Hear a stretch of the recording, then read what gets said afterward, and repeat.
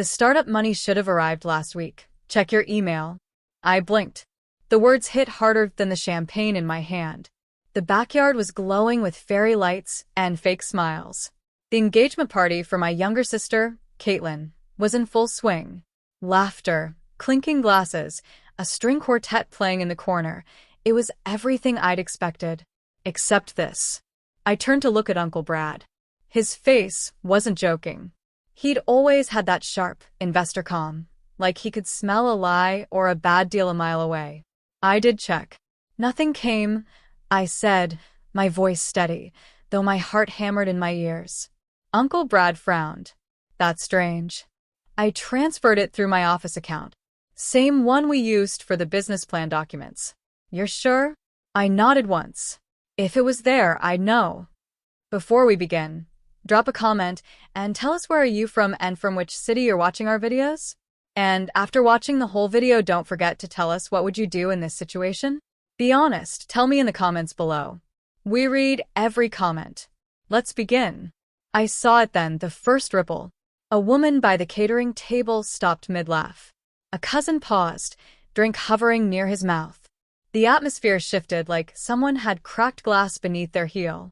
My parents, Darlene and Hank, had been mid-conversation with Caitlin's future in-laws. They suddenly turned.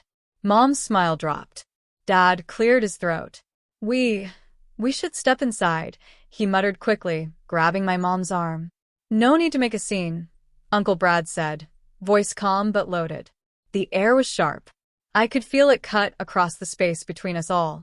Caitlin, dressed in a glittering silver dress that caught every flicker of light, stepped closer. What's going on? She asked. What startup? I didn't answer her. My eyes were still locked on our parents as they disappeared through the sliding glass doors like they were escaping a crime scene. Uncle Brad finally turned to me, quiet enough so only I could hear. I sent 200 grand to get your business started. Last week. Darlene said you'd been too distracted to notice. Distracted? I let out a low breath and laughed. But it wasn't joyful. It was dry. It was bitter. There's no email, I said again. There's no deposit. There's no transfer confirmation. Just silence. Like always. He stared at me. I knew then, this wasn't just a casual miscommunication. This wasn't about a glitch in the system. This was something deeper. What the hell did they do? He muttered. I shook my head slowly. You're the one who just lit the fuse, Uncle Brad. I think we're about to find out. People were whispering. Caitlin looked between us, her smile faltering. Is this about money? I didn't answer her. Because suddenly, every single guest was looking in the same direction, toward the house. And the only thing louder than the quartet now was the silence. The silence didn't last long. Caitlin's fiancé, Logan, a well-polished finance bro from Connecticut with the world's most symmetrical jawline, stepped forward, clearly uncomfortable. Do we, need a moment? Maybe we should give you guys privacy? No, Uncle Brad said firmly. I think we should all hear this. My throat was tight, but my spine had never felt straighter. I didn't plan for this confrontation, but I wasn't going to let it slide either. Not this time. Caitlin blinked. Hear what exactly? Uncle Brad looked at me again, giving me a silent nudge to speak. And in that moment, I felt something shift inside me. That tired, defeated silence I'd been carrying around like an anchor. I dropped it. You want to know why I haven't launched my business yet? I said aloud, stepping forward, so everyone could hear. Because I've been stuck waiting for money that never showed. That was promised. That was sent. I started shifting. Whispers gained momentum. I saw Caitlin's future mother-in-law exchange a sharp glance with her husband. And still, the quartet kept playing like they were soundtracking a slow-motion implosion. Uncle Brad took his phone out. Let's not make assumptions. I'll check the confirmation. He tapped, swiped, tapped again. Then he froze. I have the receipt, he said, holding the phone up. It says it was opened. Last Thursday. Delivered to the same family email address we've always used. My stomach dropped. Family email address? Your mom's. The same one she told me to use because you were restructuring your inbox after that phone hack thing. My jaw clenched. I never said that. I never told her to divert my business communications. That's not my email, I said. That's hers. Uncle Brad looked up at me sharply. And in the audience behind us, the murmur became a wave. That's fraud, someone whispered. Caitlin's face twisted. Wait, are you saying Mom intercepted? I'm saying, I cut in. That 200 grand was never meant to be hidden. That someone I trusted, someone we all trusted, chose to keep it from me. The glass doors opened again. My parents returned. My mother's lipstick looked freshly reapplied. My father's shirt was tucked tighter. They'd tried to compose themselves. But they didn't walk back out. They crawled emotionally, under the weight of everyone's eyes. Is there a problem? Mom asked, her voice crisp, overly sweet. Uncle Brad didn't waste a second. Did you not receive the money I sent for Avery's business? My mom blinked. What money? Uncle Brad raised his phone. Don't lie to me, Darlene. The email was opened. The funds were withdrawn. It came from my business account. For the first time in a long time, I saw fear on her face. Dad tried to intervene. Look, this isn't the place. Yes, Uncle Brad said. It is. I stared at them. You told me to be patient. That success takes time. That maybe I wasn't ready yet. And all this time you had the money. My mom's lips trembled. We only wanted what was best for you. I laughed again, bitterly. You mean for Caitlin? Caitlin flinched. What? I didn't know anything about this. I turned toward her. When she needed an apartment in New York, they co-signed. When she wanted to take 6 months off to find herself, they paid. But when I showed them a business plan that took me a year to build, a model backed by a former Fortune 500 consultant, I nodded toward Uncle Brad. They told me I needed to stop dreaming. Because it was risky, Dad shot back, voice rising. You don't build a life on some fantasy app. It wasn't a fantasy, I said quietly. It was mine. And it was funded. But you made sure I never saw it. Someone gasped. Logan stepped forward again. Look, I don't want to get in the middle of this family thing, but you're already in the middle, Uncle Brad interrupted. Your fiancé's parents rerouted 200 grand meant for their own daughter. And you're about to join that family. Caitlin's face had turned a shade paler than her dress. She looked at Mom, then Dad, then back at me. I didn't know, she said, voice shaking. Avery, I swear. I believe you, I said honestly. You've always been clueless, Caitlin. And that's not your fault. They raised you in a glass bubble. But I was raised in the same house. I just wasn't given the same glass. A beat passed. 2 guests quietly slipped out the side gate. Uncle Brad folded his arms. I want that money returned. Immediately. Dad's jaw tightened. We don't have it. And just like that, the truth cracked open wide. More whispers. Someone pulled out their phone. Another guest turned to leave. Caitlin staggered back a step, looking like she'd been gut-punched. You spent it, Uncle Brad said slowly, as if confirming his worst fear. You stole from your daughter and spent it. We invested. Mom snapped, defensive now. We thought it'd be safer to hold on to it. She's unstable sometimes. I took a step forward. No. I was just inconvenient to your plan. Enough. Dad roared suddenly. This isn't the time. No, I said, eyes locking on him. It's the perfect time. The string quartet finally stopped playing. Maybe they sensed the disaster unraveling in real time. Or maybe someone told them. Either way, the silence left behind was deafening. I turned to the rest of the party. People weren't whispering anymore. They were watching. Some were texting. A few had their cameras out, discreet, but not discreet enough.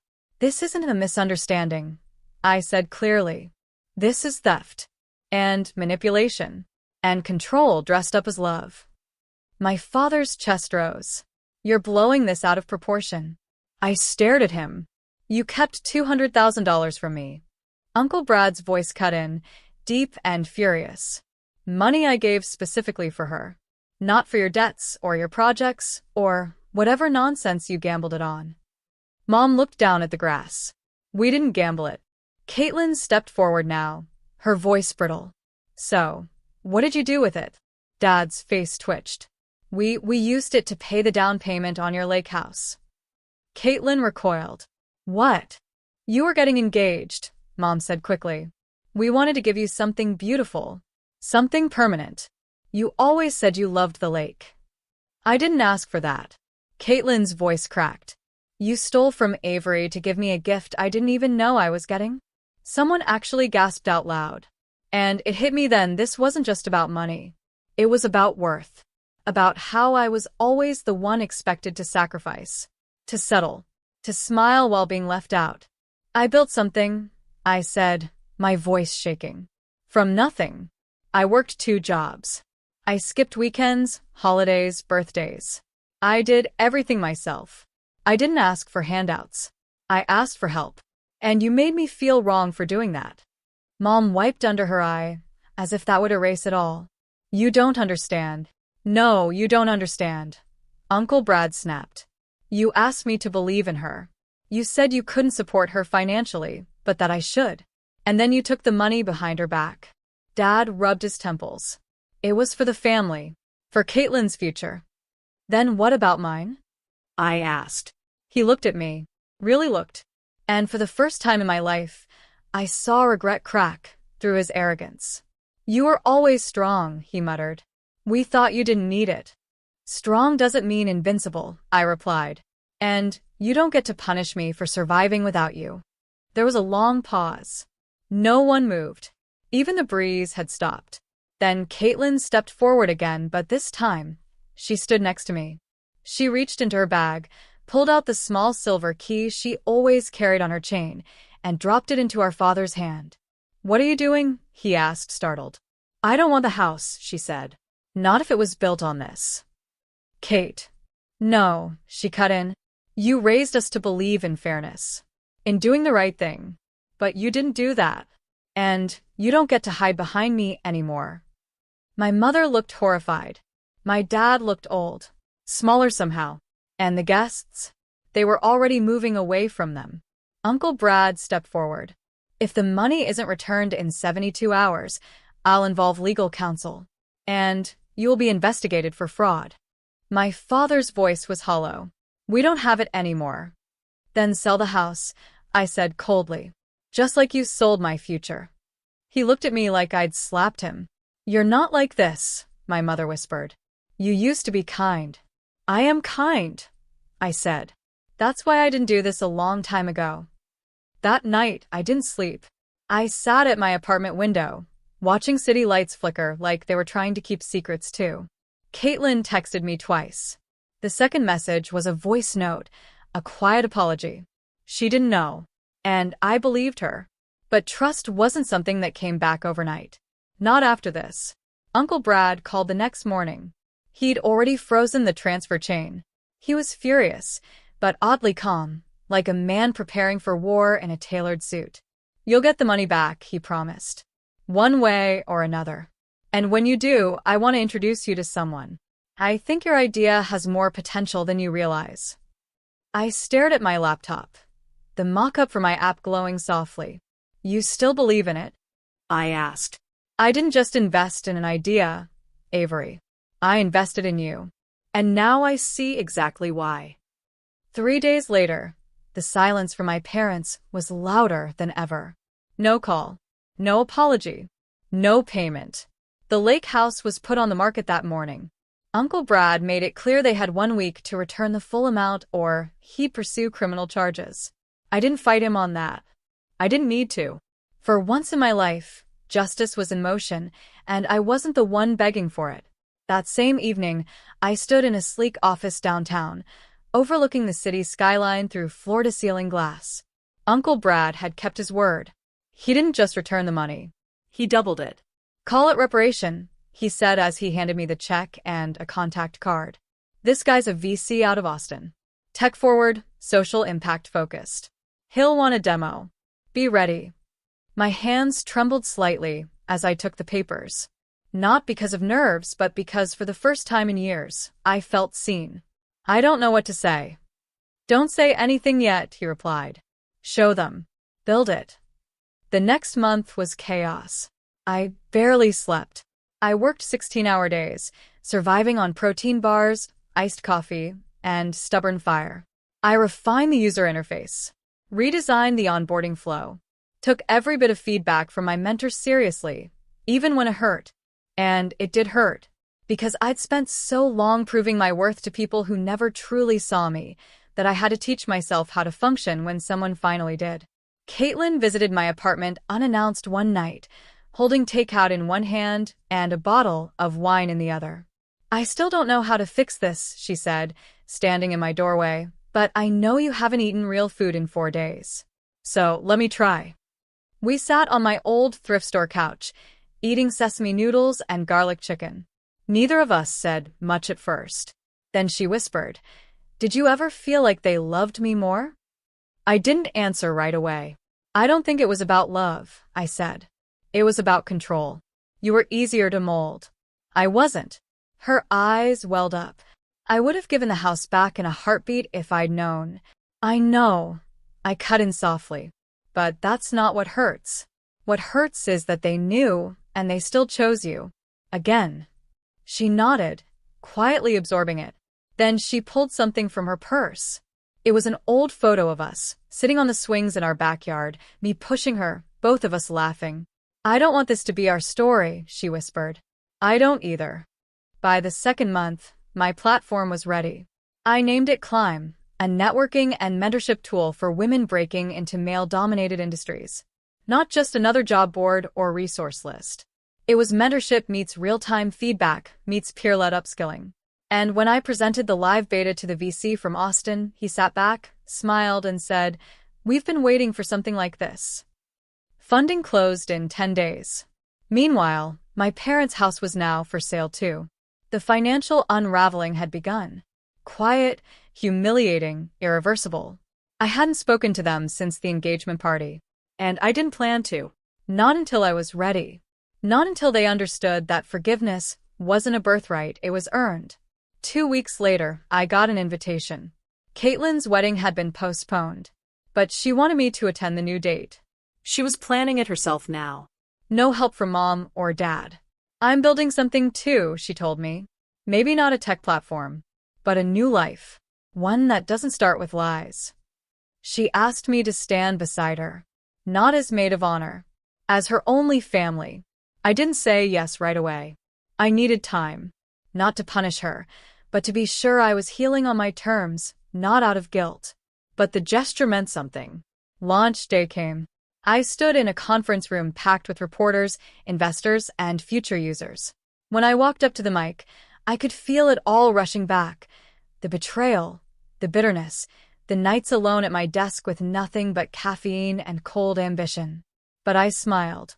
Because I wasn't standing there for them anymore. I was standing there for every girl who'd ever been told she was too much, too risky, too loud, too emotional, or too late. I was standing there for the version of me who almost quit. And when I said, "Welcome to Climb, we rise together," I meant it. 3 weeks after Climb launched, it went viral. Not because of some gimmick. Not because we poured millions into marketing. It spread because it worked. Because for once, there was a space where ambitious women didn't have to tone themselves down to be seen. Where stories like mine weren't exceptions, they were starting points. I was invited to speak on 2 podcasts, then a morning show. Fast Company requested a feature. Forbes called it the quiet disruptor in women's tech. People wanted to know where it came from. I didn't hide the truth. I told them I'd been denied what was mine. That my own family once believed I didn't deserve a future built on my own terms. That betrayal can either break you or forge you into something stronger. The truth didn't hurt anymore. It healed. The day my parents showed up unannounced at my office, I didn't panic. I saw them through the glass wall, standing awkwardly in the reception area, unsure whether to knock or flee. I let them wait 5 minutes before I stepped out. Dad looked smaller. Mom's face was tight with restrained emotion. "We saw the Forbes article," she said first. "You looked very professional." "Thanks," I said flatly. Dad cleared his throat. We wanted to say we're sorry. Too late, I replied. But say it anyway. He looked me in the eye. For once, there was no condescension. Just something almost unfamiliar. Humility. We thought we were helping you by controlling the outcome. But the truth is, we were protecting our own fears. You deserved better. I know, I said. Mom stepped forward. We lost a lot, but we know now what it cost you. And we want to rebuild. Slowly. If you'll let us. I looked at them, the people who once believed strength meant silence, and that sacrifice was something daughters gave without question. They weren't villains. Just scared people who'd mistaken control for love. I'm not ready for dinner or holidays, I said. But I'm willing to let you earn a seat back in my life. They both nodded. And then they left, not with a hug or a dramatic scene, just a quiet, understanding silence. That was enough. Caitlin's wedding came that summer. Simple. Honest. Nothing performative. She walked down the aisle barefoot, holding Logan's hand, with a small smile that said she'd finally found her own version of freedom.